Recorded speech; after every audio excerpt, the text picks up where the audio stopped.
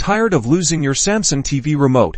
Your iPhone can be the ultimate replacement. First, grab your iPhone and head to the App Store. Search for Samsung SmartThings. This is the official app from Samsung that allows you to control your TV and other Samsung devices. Tap on Get or the Cloud icon to download and install the SmartThings app onto your iPhone. Once installed, open the SmartThings app. The app will start scanning for compatible devices on your home network. Make sure your iPhone and your Samsung TV are connected to the same Wi-Fi network. On your Samsung TV, you should see a notification or a prompt asking if you want to allow a new device to connect. Navigate to allow on your TV using your existing remote and confirm the connection. Back on your iPhone, the SmartThings app will now display your Samsung TV. Tap on your TV's name to access the remote control interface. You'll see a familiar layout with a directional pad and buttons for volume, power, and channel selection. You can now use your iPhone's touchscreen to change channels, adjust the volume, and navigate through your TV's menus and apps just like you would with a physical remote. Swipe across the touch area to move the cursor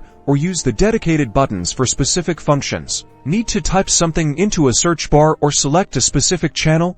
Many smart remote apps, including SmartThings, offer an on-screen keyboard for easy text input and often a dedicated channel list for quick channel surfing. Beyond basic controls, this app can also offer direct access to your TV's installed apps, allow you to stream content from your phone to your TV, and even mirror your iPhone screen. It's a powerful tool that brings a whole new level of convenience to your home entertainment. So, the next time your physical remote goes missing, remember your iPhone is ready to take its place, offering a seamless and versatile way to control your Samsung TV.